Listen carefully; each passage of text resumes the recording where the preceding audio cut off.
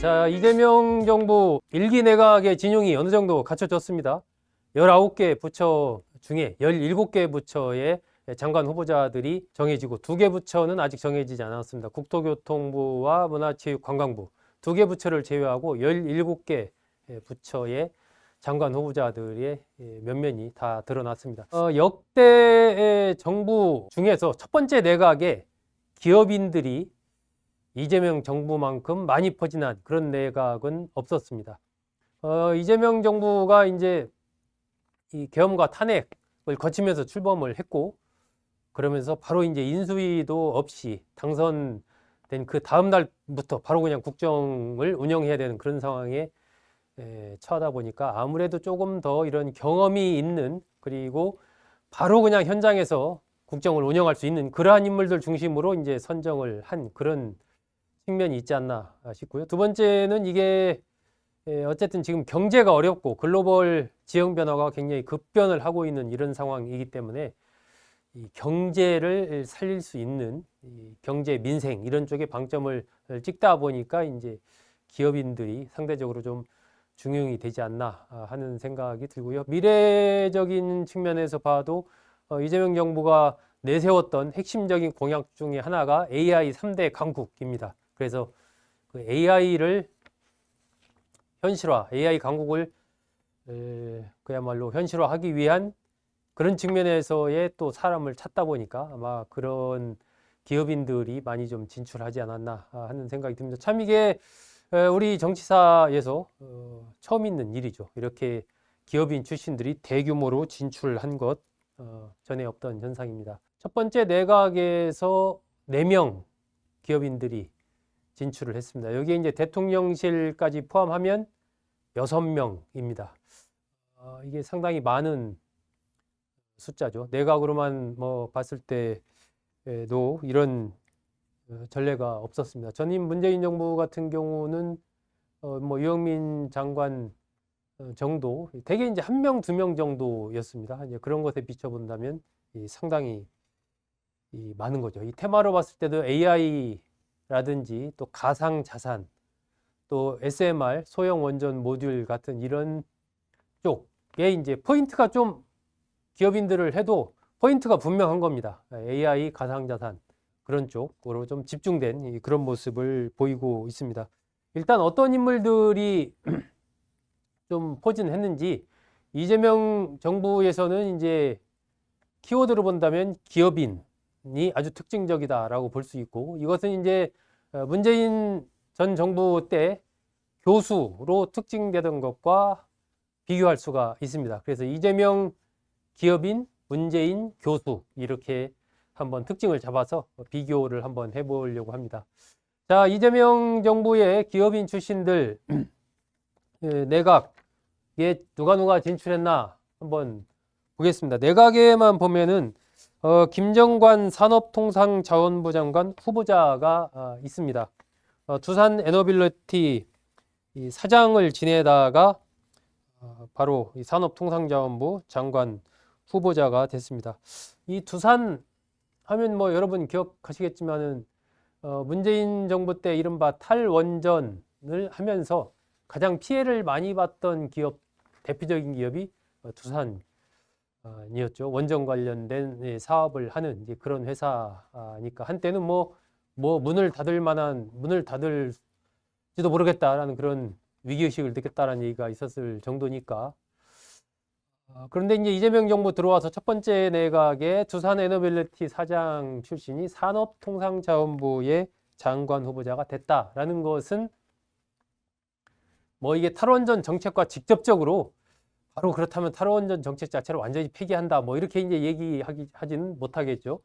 하지만 이른바 에너지 믹스 정책을 쓰겠다라는 게 이재명 정부의 정책 기조입니다. 그래서 그것을 원전과 함께 친환경, 재생에너지 부분까지 같이 좀 쓰겠다라는 게 이제 이재명 정부의 방침이고, 그런 측면에서 이 김정관 후보자에 대한 등용은 이재명 정부의 상징적인 정책 변화를 보여주는 장면 중에 하나다. 이렇게 이제 볼 수가 있습니다. 배경훈 과학기술정보통신부 장관 후보자, LG에서 AI 연구원장으로 있다가 과학기술정보통신부 장관 후보자가 됐습니다.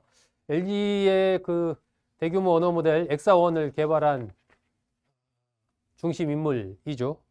배경훈 장관 후보자, AI를 또 상징하는 그러한 인물이기도 합니다. 한성숙 중소벤처기업부 장관 후보자는 네이버에서 대표를 지냈죠. 네이버 대표.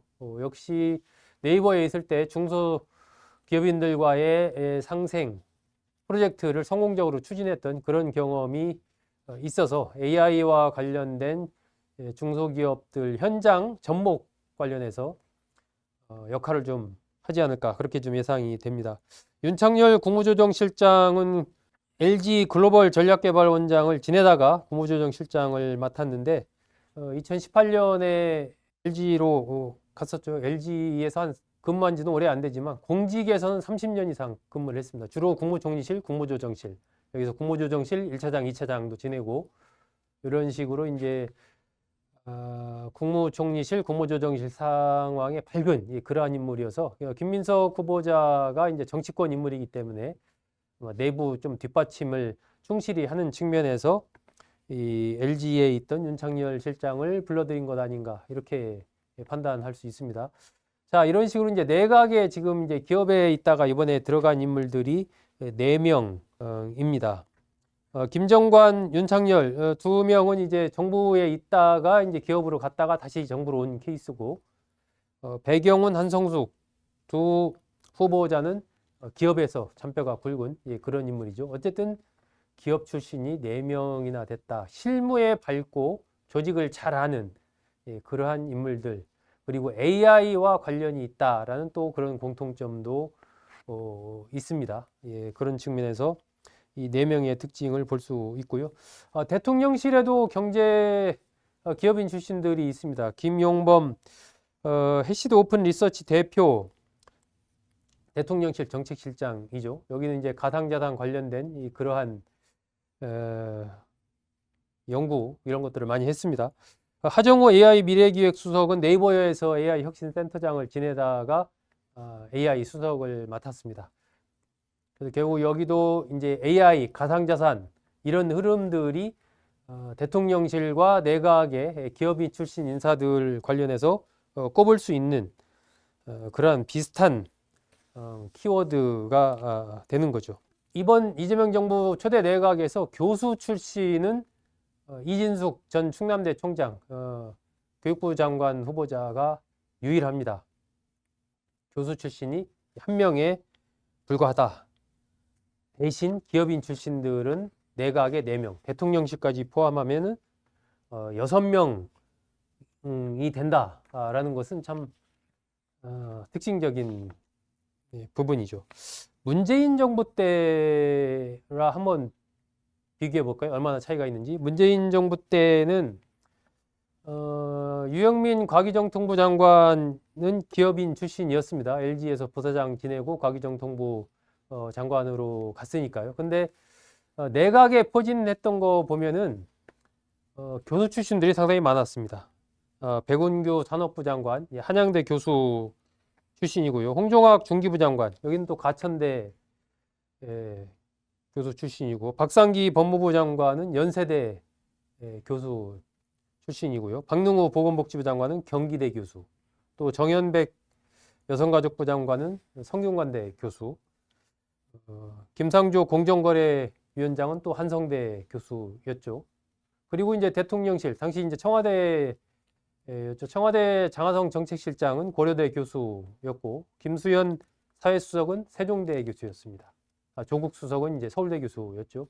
이렇게 문재인 정부의 내각에서의 특징은 이제 교수 출신들이 많다. 이게 이제 특징이었습니다. 이것은 이제 정권에도 그대로 어떤 투영이 되는데, 아마 이 대통령들, 그러니까 최고 리더의 성격, 지향점, 이런 것과 상당히 좀 관련이 깊지 않나 하는 생각이 듭니다. 문재인 전 대통령 같은 경우는 뭐 히말라야 트레킹 같은 거 즐기고, 독서를 하는 걸 굉장히 좋아했죠. 거의 뭐 책을 끼고 살았습니다. 사람을 만나는 것보다는 책을 많이 읽었습니다. 그래서 안민석 의원 같은 경우도 제발 책 좀 그만 읽고 사람 좀 만났으면 좋겠다, 뭐 이런 글을 올렸을 정도였죠. 지금도 뭐 문재인 전 대통령 그 평산 책방에서 책방지기 역할을 하고 있지 않습니까? 이게 대통령의 그런 책을 좋아하는 대통령의 그런 어떤 성향, 이런 것이 이제 교수 출신들을 많이 좀 등용하는 걸로 이어진 게 아닌가, 이렇게 볼 수 있는 거죠. 이재명 대통령 같은 경우는 뭐 그것보다 상당히 이제 성과를 내는 것을 중시하는 그런 스타일입니다. 말을 뭐 번지르르하게 하고 이런 것보다는 실제적으로 그걸 할 수 있느냐 해서 어떤 결과를 만들어냈느냐, 이걸 어떤 사람에 대한 평가를 하는 부분에서 중시하는 그런 스타일이다 보니까 교수들보다는 좀 실질적으로 성과를 낸 그런 경험이 있는 사람들, 그리고 이제 조직을 잘 아는, 성과를 낼 수 있는 그런 사람들 중심으로 이제 등용을 하는 것이 기업인들, 그리고 이제 정치인들 중심의 어떤 내각 구성, 인재 등용으로 이어지지 않았나. 이렇게 두 사람의 이재명 대통령과 문재인 전 대통령의 스타일, 그로 인해서 서로 다른 내각에서의 장관 후보자들의 포진, 이런 것들을 엿볼 수가 있는 거죠. 이것이 이제 앞으로 문재인 전 대통령의 경우에는 교수 출신들이 많이 포진을 하다 보니까 백가정명의 말들이 많았고, 이른바 소득주도 성장이라든지 조금 이렇게 현실과는 좀 거리가 있는 그러한 것들, 그리고 실질적인 측면보다는 좀 어떤 이념적인 그런 쪽에 치우친, 모양은 화려했지만 딱히 뭘 성과라고 딱 이렇게 정확하게 규정할 수 없는 이런 경우들이 많았죠. 그래서 모양은 화려했지만 어떤 문재인 정부 시기 박근혜 전 대통령의 탄핵이라는 그 폐허 속에서 탄생한 문재인 정부가 우리 한국 사회의 구조를 바꾼다거나 어떤 큰 엄청난 개혁을 이룬다거나 이런 성과를 만들어내지 못했던 것이 결국 그 원인 중에 하나가 이러한 이제 교수 출신들을 상당히 중용했던 이런 측면이 있다라고 평가하는 그런 분들도 있습니다. 이재명 대통령은 아마 그런 것에서 좀 반면교사를 하지 않았나 하는 생각도 듭니다. 그리고 무언가 이제 구체적인 성과를, 실적을 내는 이런 것을 중시하기 때문에 이러한 기업인들 또 정치인들을 많이 이제 등용함으로써 구체적으로 이재명 정부에서의 어떤 내용 있는 결과물을 만들어내는 쪽으로 그렇게 지금 방향을 잡고 있다. 그것이 이번 이재명 정부 첫 번째 내각의 어떤 포인트다. 이렇게 볼 수 있습니다. 결국 이제 여기에서 이재명 대통령이 어떤 평가를 나중에 받을 수 있느냐 여부는 이제 성과를, 어떤 성과를 만들어내느냐에 달려 있습니다.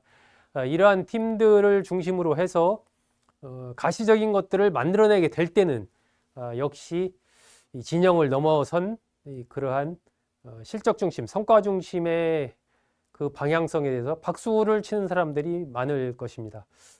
하지만 그렇지 못할 경우에는 지금도 약간 물밑에서의 어떤 불만이랄까요? 비판, 이런 것들이 조금 나오는 것이 내각에서의 어떤 색깔, 지향점, 이런 것들이 분명치 않다, 이런 얘기들이 지금 나오고 있습니다. 이게 어떤 민주당의 지지층 안에서 이제 그런 얘기들이 서서히 나오고 있는 것이죠. 그래서 지금 이제 등용한 사람들이 능력은 있어 보이고 뭐 진용을 떠나서 잘 등용한 것 같긴 한데 뭔가 이렇게 포인트로 딱 짚을 수 있는 그런 게 없다라는 얘기를 하고 있기 때문에 어떤 성과로 이것이 연결이 안 되면 이제 그런 것들에 대해서 이제 좀 비판이 나올 여지가 있는 거죠. 그래서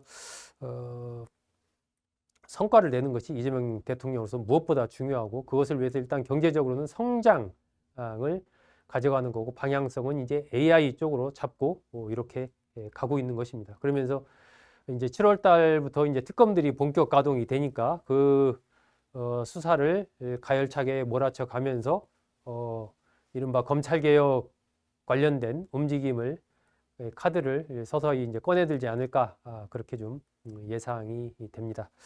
자, 오늘 이제 첫 번째 테마 이재명의 기업인 문재인의 교수.